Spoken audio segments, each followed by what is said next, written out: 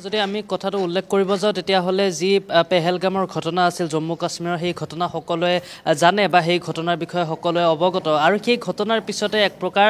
দুইখন দেশৰ মাজতে যথেষ্ট সংঘাতৰ সৃষ্টি হ'ল আৰু তাৰ পিছত বিভিন্নজনে ভাৰতবাসীৰ বিভিন্ন কেইগৰাকীমান লোকে সামাজিক মাধ্যমতে হওক বা বিভিন্ন ঠাইতে তেনেধৰণৰ পাকিস্তানৰ সমৰ্থনত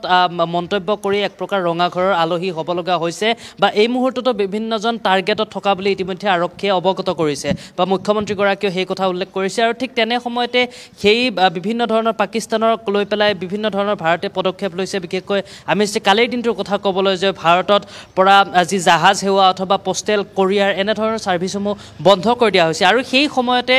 কালি সন্ধিয়াৰ ভাগত প্ৰায় 7মান বজাত দেখা পোৱা গ'ল যে গুৱাহাটীৰ ভঙাগড় ৰাজগড়ৰ সমীপতে থকা যি স্মাৰ্ট বজাৰ আছে সেই স্মাৰ্ট বজাৰৰ সমীপত দুখন পতাকা দেখা পোৱা গ'ল পাকিস্তানৰ আৰু সেই পাকিস্তানৰ পতাকা দুখন পথতে পেলাই থোৱা আছিলে আৰু তাক দেখি পেলাই এক প্ৰকাৰ ৰাইজৰ মাজত হৈছৈ পৰিৱেশৰ সৃষ্টি হ'ল যে কোনে পেলাই থলে বা কি কাৰণে হ'ল এনেকুৱা ধৰণৰ নানা প্ৰশ্নৰ অৱতীৰ্ণ হ'ল অৱশেষত সেই স্থানলৈ আৰক্ষীও গ'ল আৰু আৰক্ষীয়ে গোটেই কথাখিনি চালে আৰু আৰক্ষীয়ে পতাকাসমূহ সেই ঠাইৰ পৰা আচলতে আঁতৰালে আৰু বিশেষকৈ আচলতে সেই যে পতাকা পেলালে এগৰাকী যুৱকে পেলাই থৈ যোৱা বুলি ইতিমধ্যে অৱগত হৈছে যদিও বা যুৱকজনক এই মুহূৰ্তলৈকে থানালৈ অনা হোৱা নাই কিন্তু কিহৰ কাৰণে কৰিছে সেয়া যুৱকজনে সঠিককৈ ক'ব পাৰিব কিন্তু বিশেষকৈ যদি আমি ক'বলৈ যাওঁ যে সামাজিক মাধ্যম এতিয়া ইনষ্টাগ্ৰামতে হওক বা আন যিসমূহ প্লেটফৰ্ম আছে তাত এনেধৰণৰ এতিয়া ৰীল কিন্তু চৰ্চালৈ আহিছে য'ত এনেধৰণৰ পাকিস্তানৰ পতাকাসমূহ পেলাই থৈ যায় তাৰ ওপৰেৰে ভৰি বা খোজকাঢ়ি গুচি যায় বা বাহনসমূহ যায় এয়া কিন্তু এক প্ৰকাৰ আপুনি কোৱা ধৰণে তৃষ্ণা যে সেয়া এক প্ৰকাৰ প্ৰতিবাদ সেয়া প্ৰতিবাদৰ ভাষাও হ'ব পাৰে কাৰণ এই পেহেলগামৰ ঘটনাৰ পিছতে ঠায়ে ঠায়ে প্ৰতিবাদ হৈছে সেই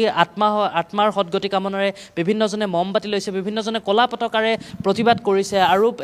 এক প্ৰকাৰ যে দেখক আমাৰ দেশখনক সমৰ্থন কৰি পাকিস্তানৰ বিৰোধিতাৰে প্ৰতিবাদ কৰিছে আৰু এয়াও হয়তো এক প্ৰকাৰ প্ৰতিবাদে হ'ব পাৰে আৰু যাৰ বাবে সেই ইনষ্টাগ্ৰামত ভাইৰেল হোৱা ধৰণে পাকিস্তানৰ পতাকাখন হয়তো পতাকা দুখন এনেধৰণে পেলাই থৈ তাৰ ওপৰেৰে খোজকাঢ়ি অথবা বাহনসমূহ চলাই এক প্ৰকাৰ যেন নেগলেচেঞ্চি কৰা হৈছে এনেকুৱা ধৰণে ক'ব পাৰি কিন্তু কিহৰ কাৰণে হৈছে বা কি কৰিছে সেয়া সঠিককৈ যুৱকজনে যিহেতু ক'ব পাৰিব আৰু আৰক্ষীয়ে গোটেই সমগ্ৰ ঘটনাটো ইতিমধ্যে তদন্ত কৰিছে বা সেই যুৱকজন এগৰাকী যুৱকে পেলাই থৈ যোৱা বুলি উল্লেখ কৰিছে আৰু সেই যুৱকজনক হয়তো আটক কৰিব বা সোধপোছ কৰা হ'ব কিন্তু এয়া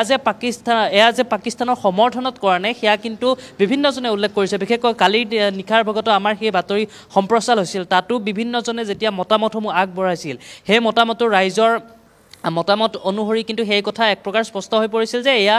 এক প্ৰকাৰ ভাৰতবাসীক সমৰ্থনতহে কৰিছে এয়া পাকিস্তানৰ বিৰোধিতাৰে এই কাৰ্য কৰা বুলি উল্লেখ কৰিছে আৰু হয়তো আৰক্ষী প্ৰশাসনেও সেই একেধৰণে ভাবিছে আৰু তাৰ সমান্তৰালভাৱে আন বিভিন্নজনে কিন্তু গৃহ বিভাগক লৈ পেলাই প্ৰশ্ন কৰিছে যে ভাৰতত থাকি পেলাই এনেধৰণৰ পাকিস্তানৰ পতাকা ক'ৰ পৰা আনিবলৈ সাহস পালে এনেকুৱা ধৰণৰো বিভিন্ন এতিয়া মতামত উল্লেখ কৰিছে যদিও কিন্তু কি হৈছিল বা কিয় সেই যুৱকজনে এনেধৰণে পতাকা দুখন পেলাই থৈ গৈছিল সেয়া সঠিককৈ ক'ব পৰা যাব যেতিয়া যুৱকজনক আটক কৰিবা আৰু আৰক্ষীয়ে যেতিয়া সোধপোছ কৰিব তেতিয়াহে সঠিক তদন্তৰ পিছত সেই খবৰ প্ৰকৃতাৰ্থত কি কাৰণে কৰা হৈছিল সেয়া গম পোৱা যাব